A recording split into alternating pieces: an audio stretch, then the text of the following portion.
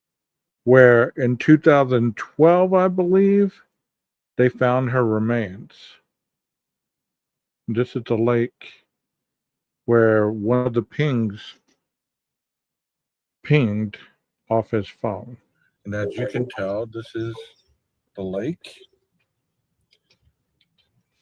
And as I was telling you, this individual was out here looking for arrowheads, and he stumbled across the remains of Haley Dunn.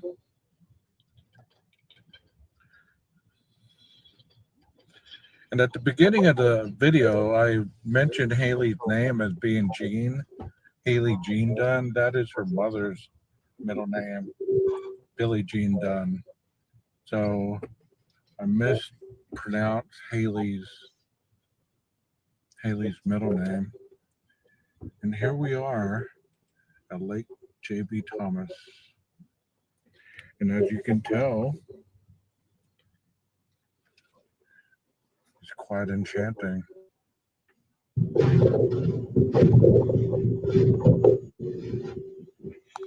I'll get out and we can give you some other views. Park right here. I really don't want my truck to go in the water.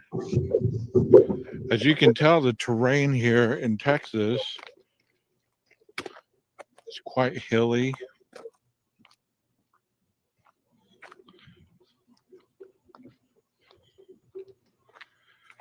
There's a lot of mesquite. And you know, the ground is like pretty hard, so if you're looking for arrowheads, please, dear God, let me not stumble upon anything. That'd be terrible. Can't get over the view. But I can just stand right here and just show you kind of the landscape.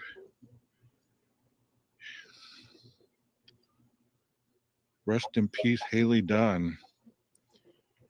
And you know what's sad about this is they had searched that lake before. They had done search parties all around landfills in the area. They did searches around the lakes in the areas. They did, you know, the drones and all that, and they had not found the body or the bones or anything. And then in 2012, I believe, that's when they found the bones at this lake, because an individual was looking for arrowheads. So the body has been found, but still there was so much concerning this case. And this is Nancy Grace having the mom and the dad, or the boyfriend, on, I believe. So let's listen to this. These questions live. Where is 13-year-old cheerleader Haley Dunn?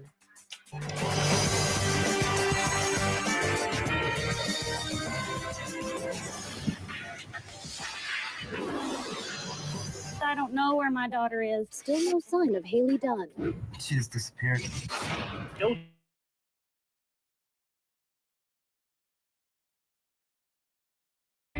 Knew anything about Mommy volunteers for a polygraph. if I caused the disappearance of Haley? A lot of buzz surrounding Haley's mother's boyfriend, Sean Adkins. He was the last person to see Haley alive. As soon as I found out he failed the test, I told them I didn't want him back at my house. Family members are inconsistent in their statements. Family has not been forthcoming. We hear so many different things, but that's frustrating. Their discernment of the truth continues to change. Inconsistencies. I'm a credible witness. I'm not a liar. Good evening. I'm Nancy Grace. I want to thank you for being with us. Bombshell tonight. Did Mommy and the live-in boyfriend actually throw a New Year's Eve party just 72 hours after they report Haley missing? Billie Dunn, what do you think has happened?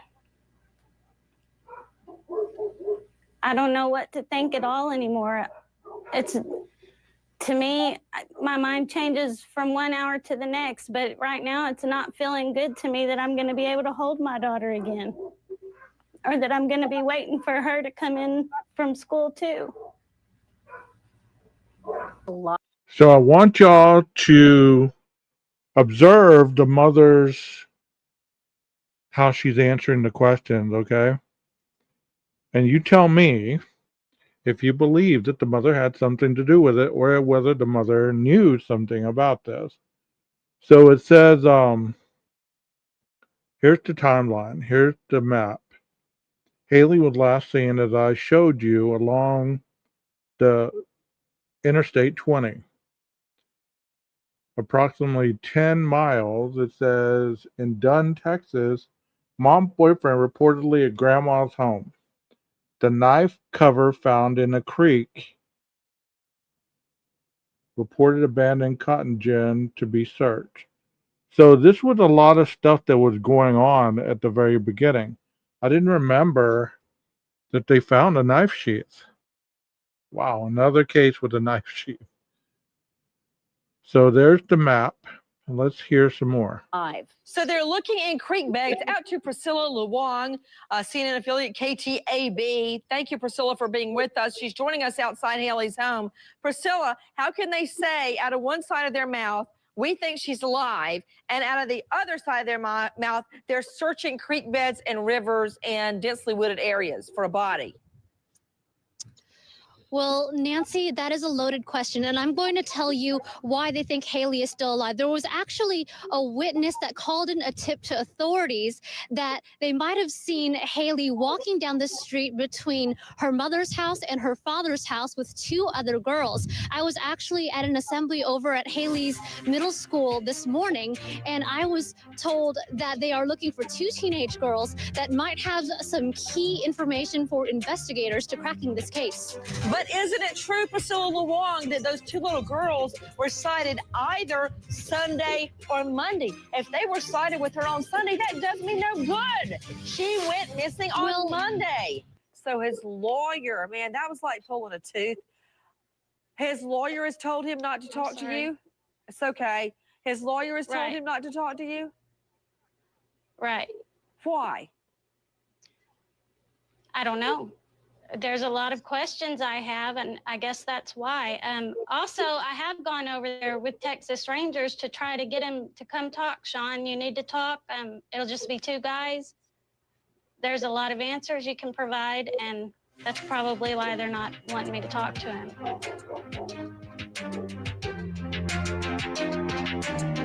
I can tell you that if in 2010 YouTube would have had a true crime community, this case would have went wild, just like the Idaho 4 case, just like the Sebastian case, and many others that are currently being talked about. There's the live-in boyfriend that was recently arrested, but was released because still they didn't have enough evidence to go to trial. They arrested him, but they didn't have enough evidence to go to trial on it. So let's continue to listen. No, this is not like her at all. Any reason you think as to why she might have run away? Well, I'm clueless. Yes.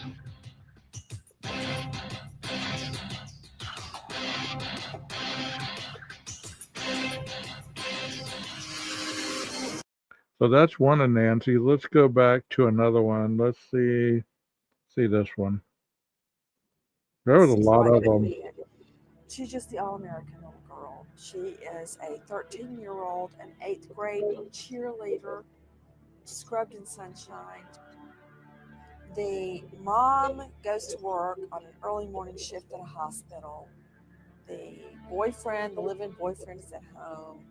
The father is basically across the street. It's across the field from them. They think she's going to see a little friend. The little friend says she never shows up.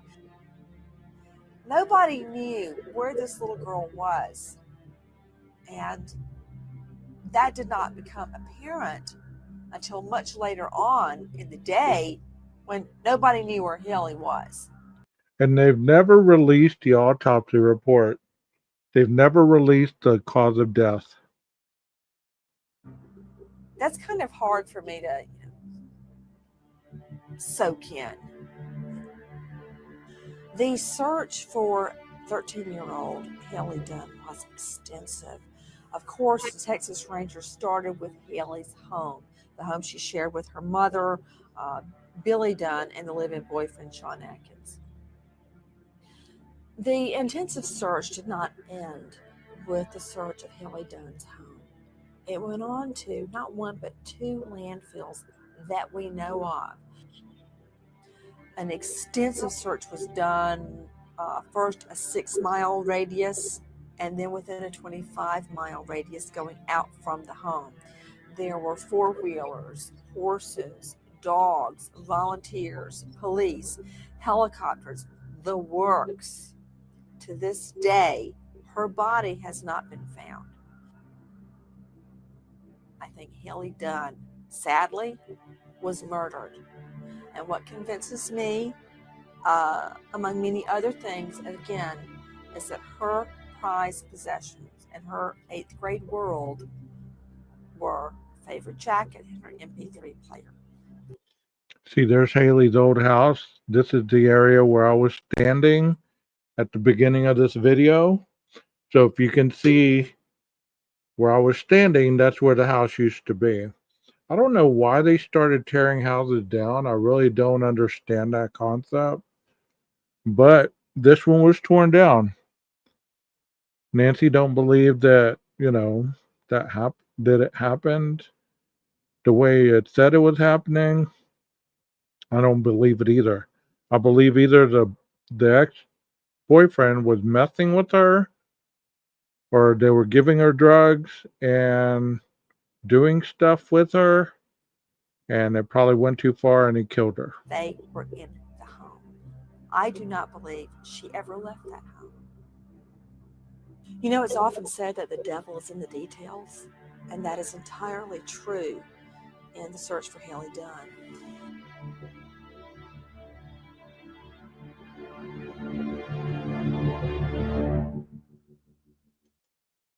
I tell you, Nancy did an extensive on this. Here it is.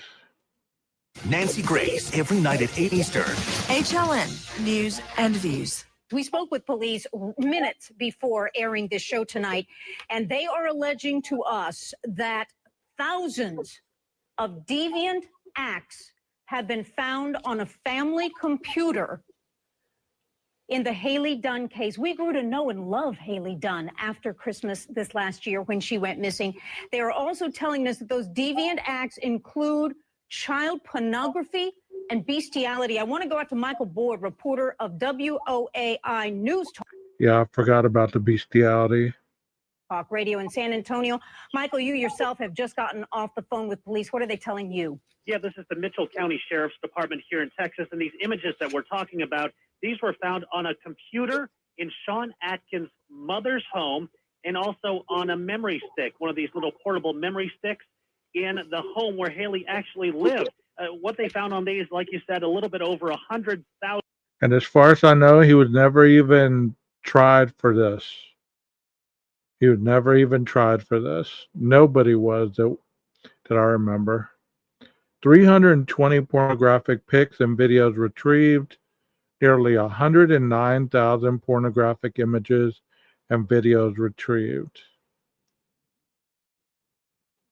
Deviant pictures, child pornography, bestiality. We knew Sean Atkins was the only suspect in this case of the disappearance of Haley Dunn, the kidnapping, as police called, of Haley Dunn. We now get a better idea who the heck needs 108,000 pictures of such trash. It's amazing how many pictures they found on here, but it does give us a lot better idea of why this man is being called a suspect in this case. And more or less, Michael Board, possession of child porn, that's a crime.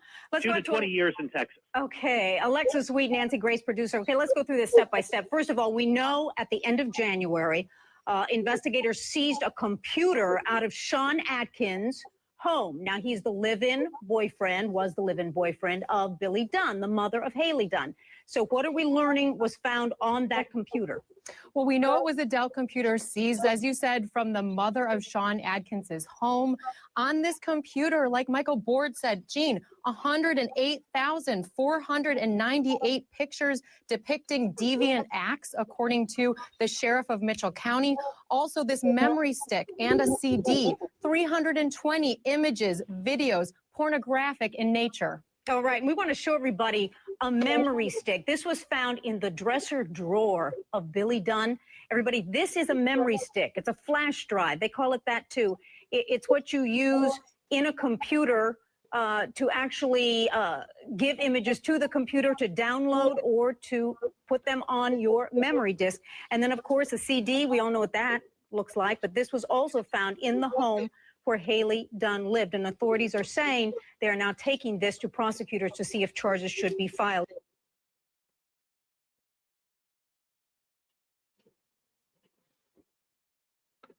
Well, let me show you the interview.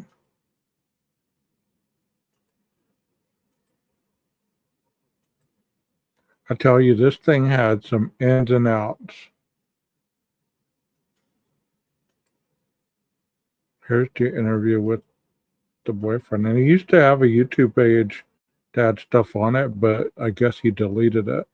On Adkins, did you at all have anything to do with Haley's disappearance, or do you know anything more?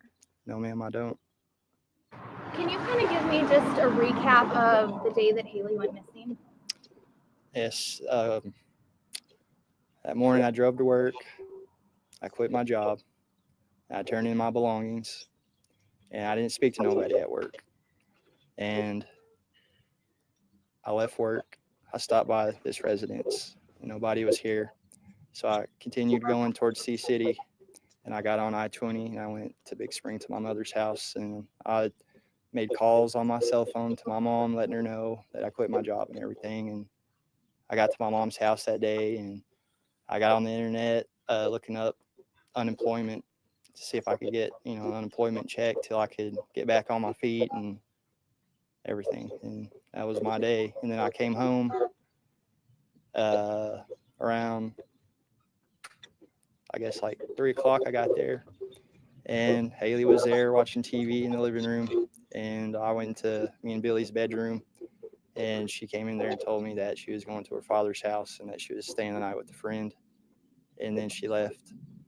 And then I was there by myself for maybe an hour at the most. And then David and a friend came over and they went to his room and they were playing video games and so forth. And Billy called me and told me that that her relief got there and that she's going to get to leave a little early. So I was up there at the hospital in Snyder around 6 o'clock to pick her up. And then we came back.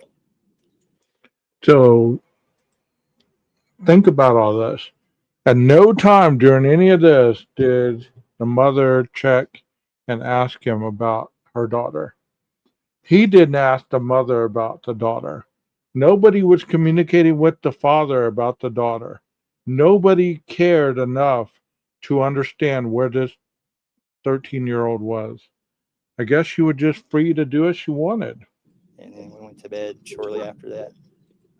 And this whole time you were thinking Haley was at a friend's house?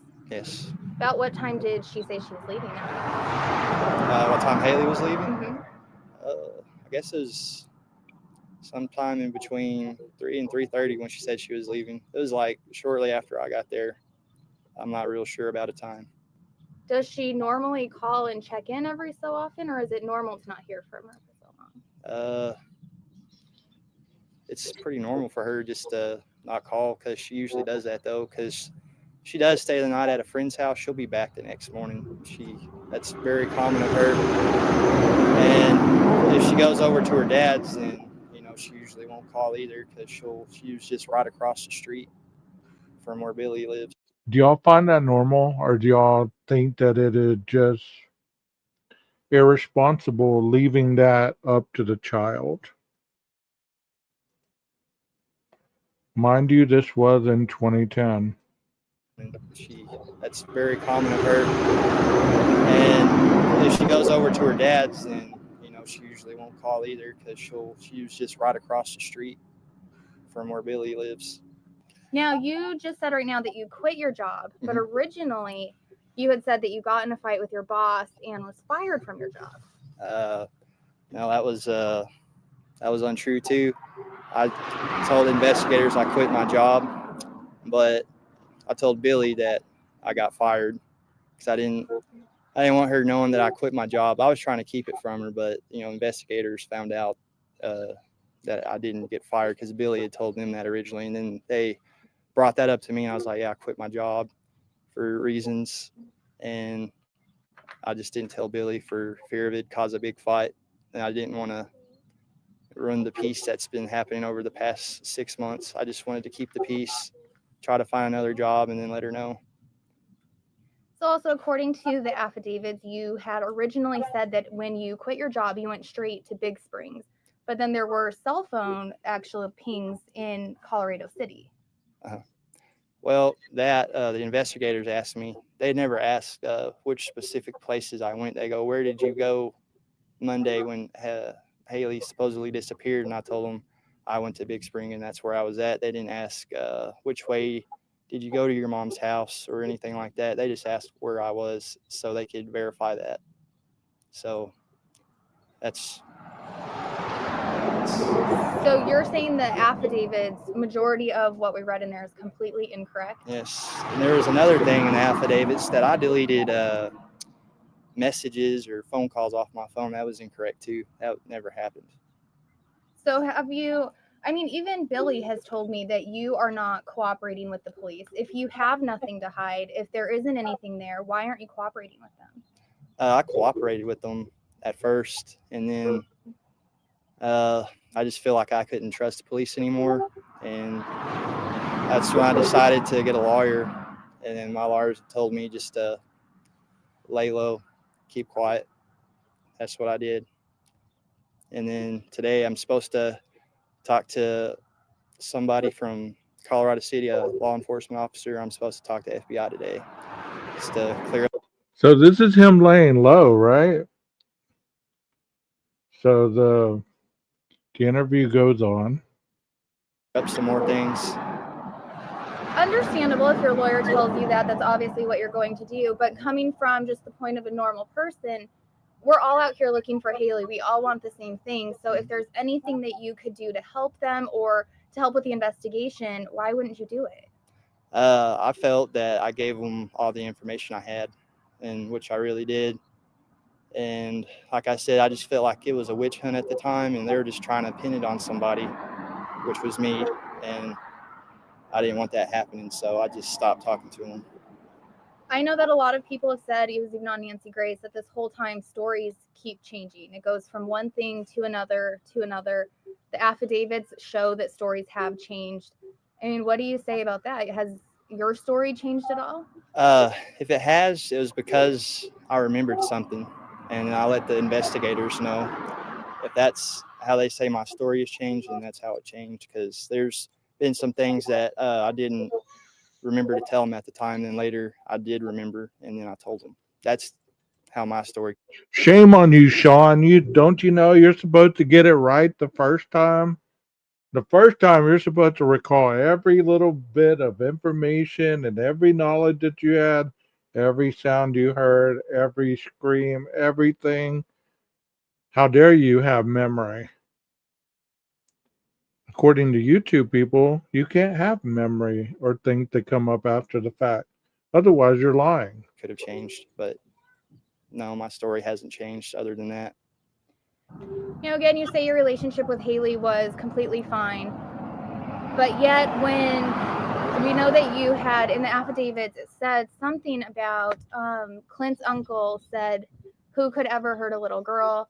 You said something to the effect of, yeah, it's like killing a baby deer. Mm-hmm. And according to those affidavits and the uncle, you do also talk about killing baby deers all the time. No, that's incorrect too. I had a talk with that uncle, and he said he never said that either. And I never said that. I love animals. I wouldn't hurt animals either.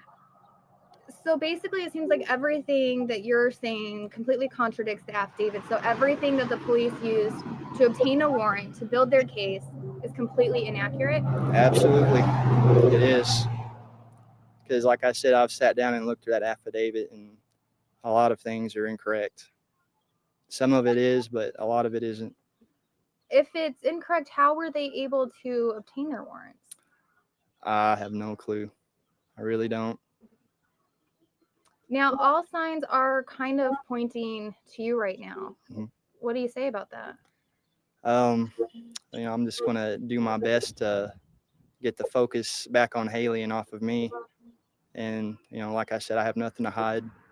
I was just advised by my lawyers to do what I've been doing. And, now I'm going to talk and get everything cleared up about me so they can get back to looking for Haley. Sean, do you know? So, do y'all believe at that point that he was telling the truth? Or do you believe that he was still deceiving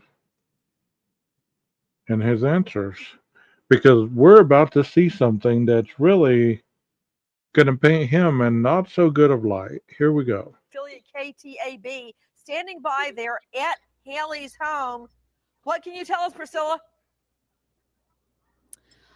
Well, Nancy, it's day 21 and still no sign of Haley Dunn. Right now, the talk of the town is that slasher video you just talked about of Sean Atkins. It has many searchers have a renewed enthusiasm and a renewed purpose in their search for Haley. Jane Casares, legal correspondent in session. So much has happened in the last 72 hours. Bring me up to date, Jane. Oh, Nancy, let's talk about... Wait. Jane, can you see the monitor? Oh, I see it. Okay, take me down, please, Brett, pronto. This is what has just emerged in the last hours. If you can see that, that's Sean and the mother, I believe, that are in these costumes. MySpace. So these came off MySpace.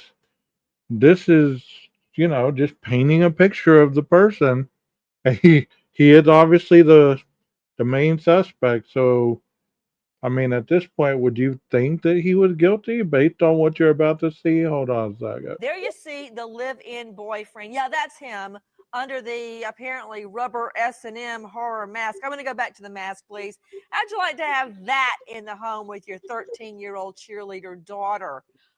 Okay, Jane, go ahead. Well, Nancy, let's look at the facts for a minute. While Sean Atkins has been named a suspect in Haley Dunn's disappearance, at the same moment, this slasher video is being unreleased while a landfill is being searched in Abilene, Texas. Repeat, I'm sorry, I cannot hear you. Repeat, Jane.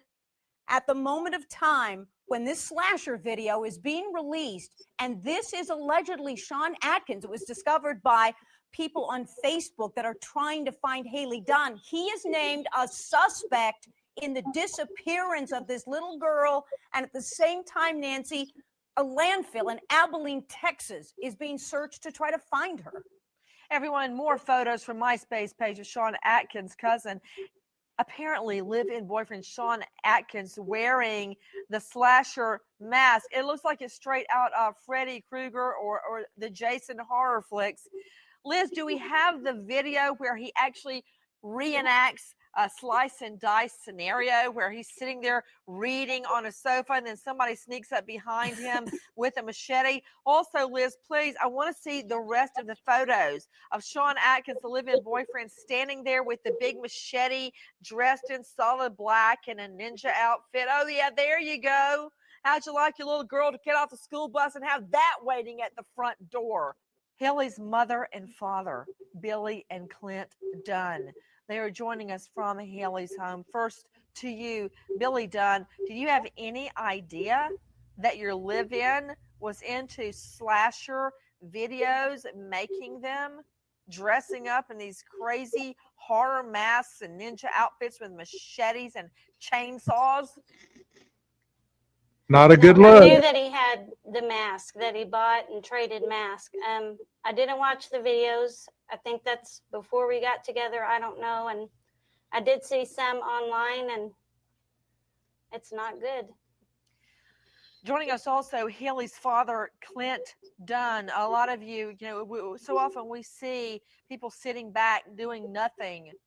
A lot of men involved in the lives of missing girls and women. Not so for Clint Dunn. He's been out physically looking for his girls. And I got to tell you, Mr. Dunn, I don't know what I would do. I admire what you're doing so much. I think I would just run out in the street and start yelling for the children. I don't know what I would do. Tell us what you've been doing to find Haley. It's just an uphill battle. I'm a rookie at all this, so I'm just doing what I can, passing out flyers. Every idea I can think of, I'm doing. I understand you physically went. And I talked to the father not long ago. I got in correspondence with him via Facebook, and I've learned that the father has since, had a lot of health issues due to this case, due to all the runaround and everything that he was trying to get answers for. He's had a lot of heart issues and stuff like that.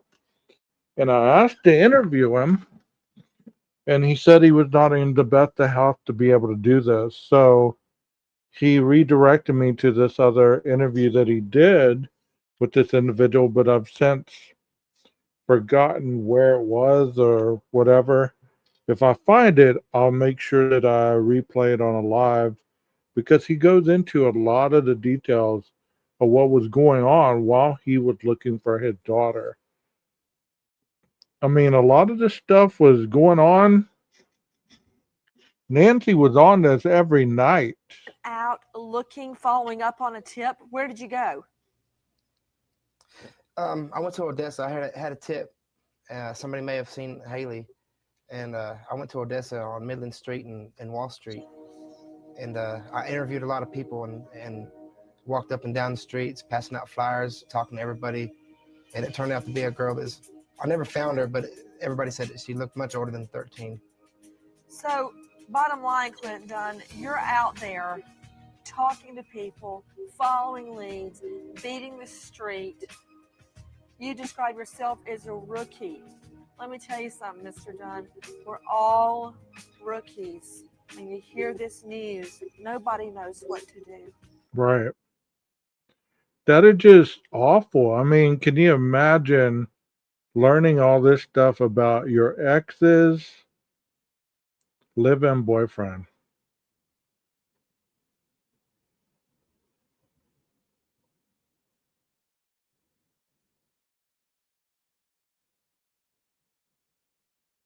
And here's a 911 call. Rupa, I want to find out about these 911 calls. Right, Nancy, Billy Dunn on February 14th, Valentine's Day, called the police frantically, called from work saying that she had just broken up with her boyfriend. This is Sean Atkins, and that she was worried that he might come back to the house. He mentioned he might come back to the house to pick up a t-shirt, but she was concerned because her 16-year-old son, David, was in the house, and that she didn't want any trouble between her 16-year-old son, David, and Sean Atkins. She was also concerned that he might take stuff from the house, a TV, her son's Xbox, who knows? And then we have a second call, just a couple of hours later, her frantically saying that Sean Atkins sent text messages, phone calls, phone messages, threatening her life and Clint Dunn's life. This is her ex-husband, threatening their lives. Take a listen to the 911 calls. Colorado City Police, Ryan Jeremy speaking. Hi, Jeremy. I really need to file a report on somebody, and I don't have a car to get down there. Okay, where are you at? I'm at 1804 Chestnut. Hold on one second. 1804 Chestnut. What is your name? Billy Dunn. Billy Dunn. What exactly happened? I broke up with this guy a couple of days ago, and he's a little MHMR, and he's telling me that he's going to kill me and my ex-husband, and that it's going to be remembered for a long time. Billy, I can see that you are angry or upset. You're on the verge of tears. Look, we want to find Haley.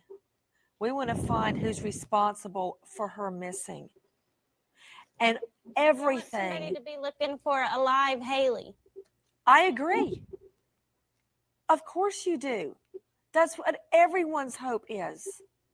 I know you don't want to hear these 911 calls that happened in the past. I know you don't want to think about all this, but every single thing matters, every little detail.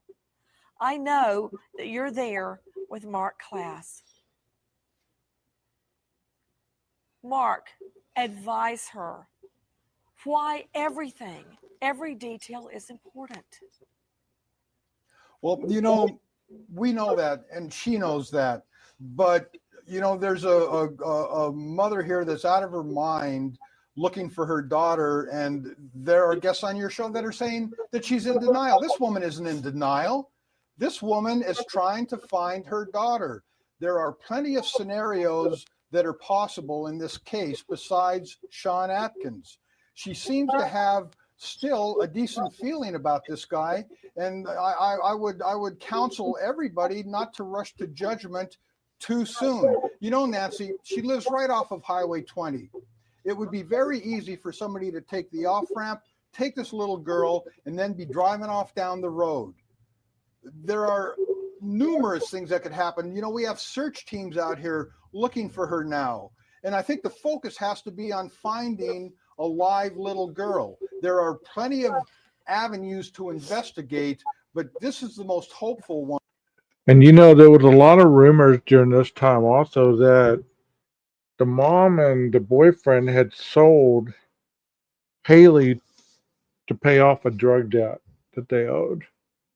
But one thing that you have to understand when people are speaking about crimes, you have to understand, just like you said, there are different scenarios that could have happened. Of course, there are different scenarios that could happen in every case. You're right. But think about how the police would be looking at this. How many children her age had been abducted by a trucker in that area? How many times her body, her bones were found in 2014, 12, somewhere around there? They just have not found who killed her. It's still a cold case. They thought the ex-boyfriend did it. They indicted him. They were taking him to trial, and he was released for lack of evidence. Which I don't know how that happened, but it did happen. And since then, there has not been any other leads. But think about that. You have to go into that mindset. How many other people have been abducted from this area by random truckers? Trucks flow up and down I-20 all day long. How many abductions have you had along a string of interstate that has been confirmed? How many children have gone missing in this community? Things like that is what you really need to focus on rather than instantly trying to piece together something that sounds rational to you. And that's what happens when trauma occurs, is people try to make it the least horrific situation in their mind.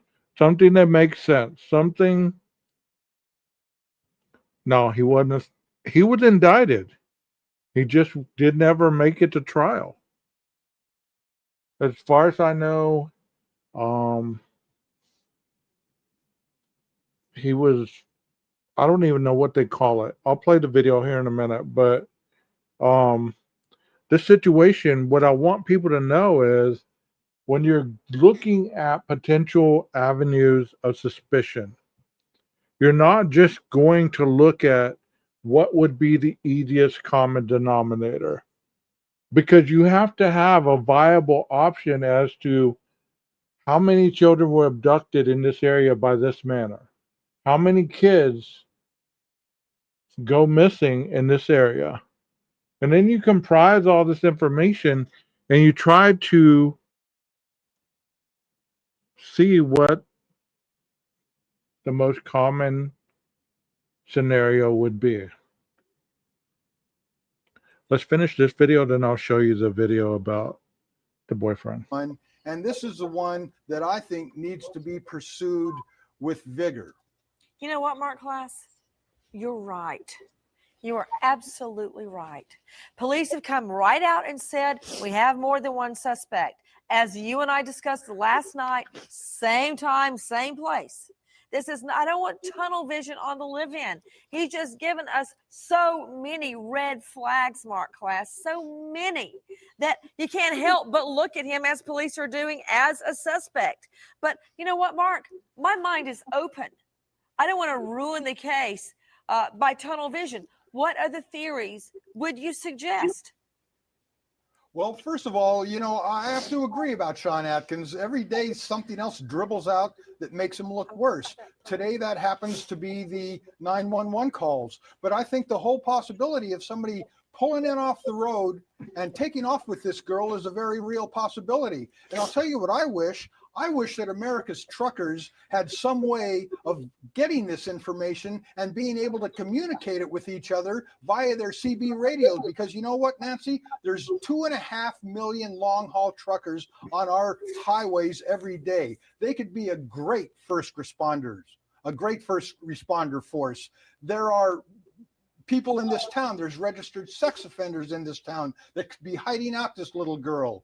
She could even have amnesia and be wandering around, I guess, in a worst case scenario. But, you know, the whole idea that people are saying that she's in denial. People are saying that maybe she was alive at this point in time. Well, maybe she is alive. Maybe she's waiting for us to find her. And that's why we're here right now. That's why you're here right now. And I would hope that we could sort of redirect some of that focus and try to look for this living, little, beautiful teenager. Well put, Mark Class. I can't remember.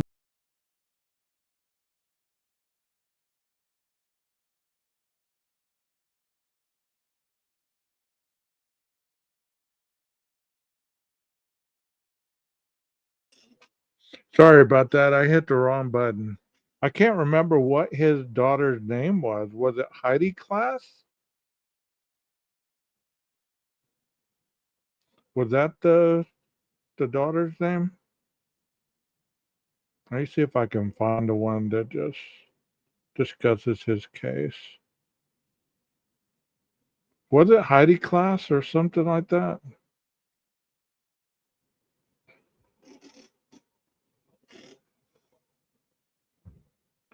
I don't even remember that case. It sounds kind of familiar. Here it is.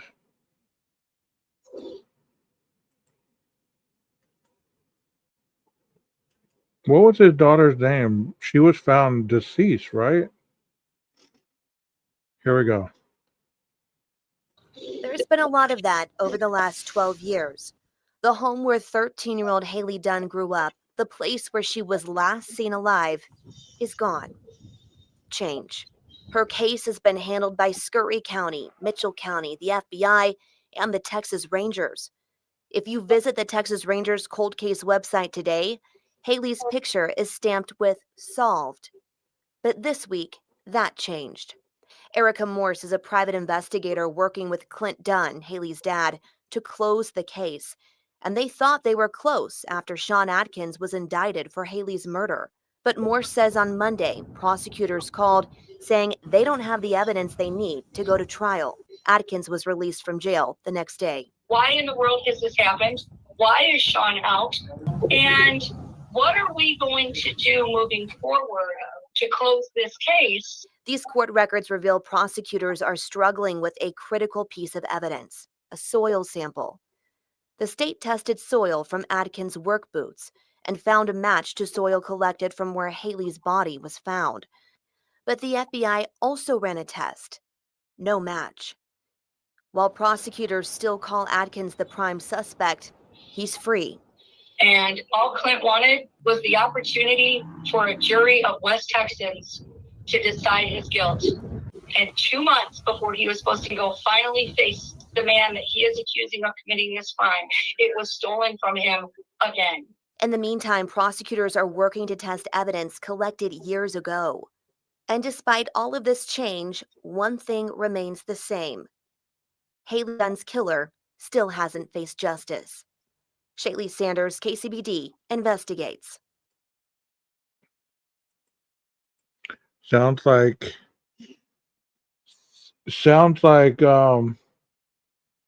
Kaylee's dad, Steve.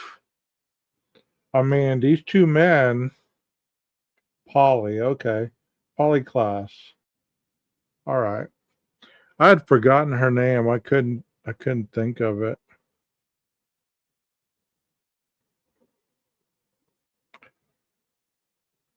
I mean, it's an awful case, and it's so old now that I don't believe that they'll ever really have closure on it unless they're still working on it.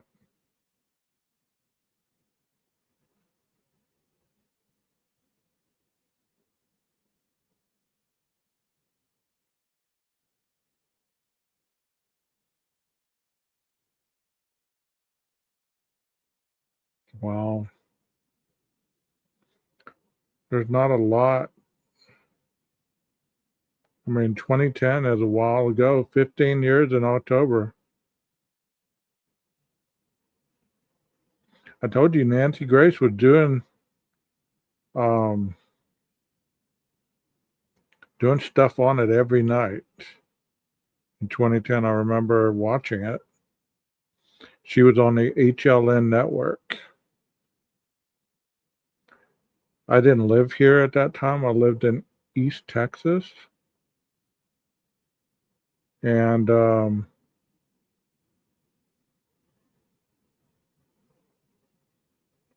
was watching it because I was from this area, and I thought, I want to know what's going on with all this.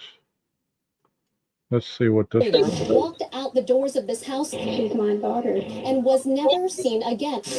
We're searching on horseback. Still no sign of Haley Dunn. We're searching on foot. Haley may have been kidnapped. We're searching on ATVs. A lot of buzz surrounding Haley's mother's boyfriend, Sean Adkins, who may be holding the missing piece to this puzzle. They failed the test. He was the last person to see Haley alive. Still no sign of combing the fields and retracing footsteps. There's so many hundreds of miles to cover. She's a 13-year-old baby. I don't want her back. You name it, we're out here. Where is 13-year-old cheerleader Haley Dunn? That is Nancy Grace's signature intro. Where is so-and-so? We want to know. Where is so-and-so? You know, Nancy's on it. A lot of people don't like her, but let me show you this one. I think this is one of the videos that they found of him.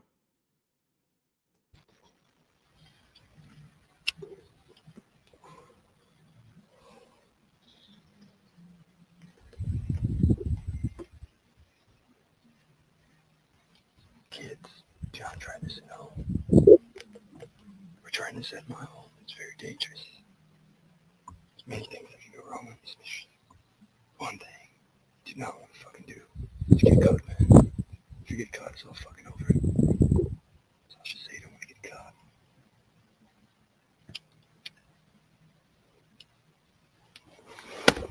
Alright, here's Corey. Holy hell, someone called my name. What? Someone called my name. We got there, motherfucker.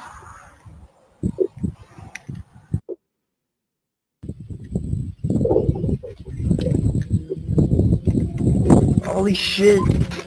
Holy shit, man. Where are we going? Where are we going, man?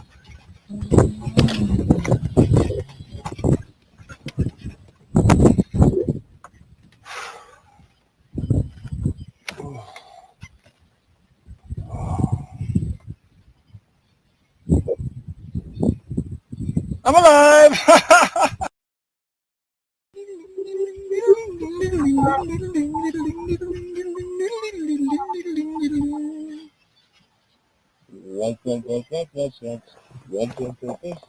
Hey.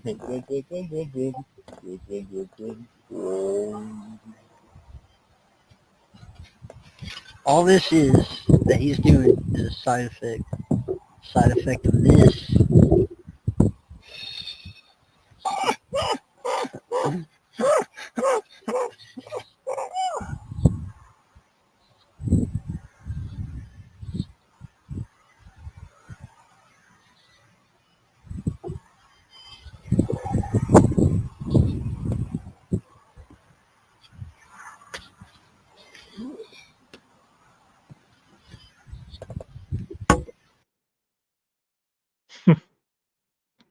All right.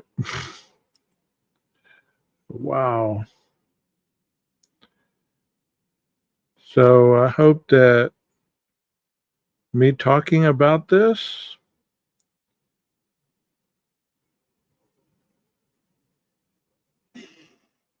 one month ago, I got 225 views. Wow. So 15 years is about to come. And all they want is justice for their daughter. Wonder what this is about. Hello, everybody. Buddy Webb, Midland, Texas. Got a video I think you'll find real interesting this morning. I'm going to call it the Haley Dunn murder tapes. And so many people have been documented, telling me stories about what happened to Haley Dunn, and different people, different stories backed up with, pieces of evidence. I'm 100%, I've been convinced for a long time they're telling the truth that she's killed over in Odessa by them gang members. And so here, I'm just going to go over this Facebook post I just made today, and I'm going to show you this evidence. And I think you're going to be convinced too. I mean, it's real easy to see when you got multiple people saying the same thing. Okay. Got a short read here for you. This won't be a long video. It says the first person to tell me that the murder of Haley Dunn was recorded was Brandy Dunn. And she went on to say that Haley's murder was connected to the murder of Cody Mercer, and his murder had been filmed too. She said the cops had the recordings. Haley Dunn was reported missing from Colorado City, Texas on December 27, 2010, and her remains were found on March 16, 2013. On March 14, 2013, 2 days earlier, I'd wrote the DOJ and suggested they send somebody to look in the underground homes in Midland, and 2 days later, her remains were found. It's like, this guy, he has a lot of, interaction with people regarding this case, but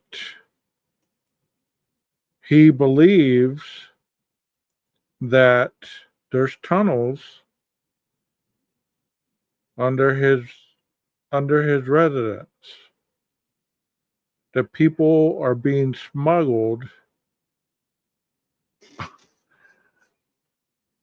in his attic to an underground tunnel that lead to an underground home where they have oil parties, and where they have strippers and high-class oil men and all this stuff.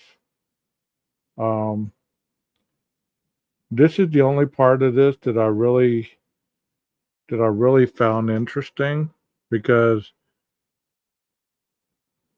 why would this person lie? Here we go. it's Christy Smith, Resignation. So she was quitting her job over this. But then the other thing, considering his organizational affiliation, and I've learned what that means. When you're affiliated, means that you're a gang member. And then that's what lots of people are saying, is a gang member. And these other sections here, this is when Christy first contacted me on YouTube. She watched a video I posted and said she'd got the confession for Haley Dunn's murder in 2015. Her life was turned upside down, et cetera, et cetera, et cetera. And then she sent me this detailed message on Facebook. And she was using a fake name on Facebook, Christy was. This is in 2016, and she wrote me. Christy wrote. She said the guy who was Brett Bushman said she was traded by her mother for a drug balance of $135 worth of meth. While she was in the care of the dealer, she flipped out and they shot her up with something. She overdosed and died. The guy who confessed to me said he took her back to the mother. They stuffed her into a box. He described the way they had to bend her and break her to fit. Then they buried her on a ranch outside Odessa. I wondered if that ranch wasn't Jackie Thompson's ranch. You know, I wonder if Jackie Thompson, former Odessa police officer, doesn't know about the murder tapes. You know, and the other person I thought might know was Joe Commander. His name has been thrown up. He's a former law enforcement officer too. The whole reason I put this was in here is because it said 3 separate homicides, and then that's why I was suspecting that one of them homicides was Cody Mercer's. And so I thought y'all would find that interesting, the Haley Dunn murder tapes. I suspect them tapes are long gone, but you know, legitimate law enforcement can follow these leads up, and then they should be able to quickly determine which police officer. And that was a theory for a long time, that Haley was sold, just like I told you, that Haley was sold to drug dealers or drug cartels. Hey, Walt. And they were injecting her with drugs. She flipped out. They shaved her head. They gave her a hot shot and killed her. Stuffed her in a box. Buried her behind this Coliseum that's in Odessa. And then they re-exhumed her body and moved her to this other place. And then supposedly they took her out by J.B. Thomas, and that's where they found her. I mean, if you believe all that, could it be probable? There's really been no evidence of that, just a lot of people talking. It started with a rumor from an inmate that was locked up with this other person who was talking about this type of stuff, that she knew of a girl that looked like Haley that was being pimped out, you know, for drugs and all this other stuff. And they were, you know, because of a drug debt and all this. And supposedly this is how it went down. I don't know. All I know is still no one has been brought to justice for this crime. And that's all I really have for you tonight. I hope that you enjoyed the show. If you're new to the channel, please hit the like, subscribe, and share. If you're not already a member, it doesn't cost a thing. And it doesn't cost a thing to get the name out there. Because as you've seen tonight, it's not about speculation. It's not about what 12 thinks. It's about what the facts have been brought forth, and I'll allow you to make up your own mind about the situation. So happy Sunday. I hope that y'all have a wonderful week. And thank you so much for being in the chat. As I always say about this time, Maestro, cue that music.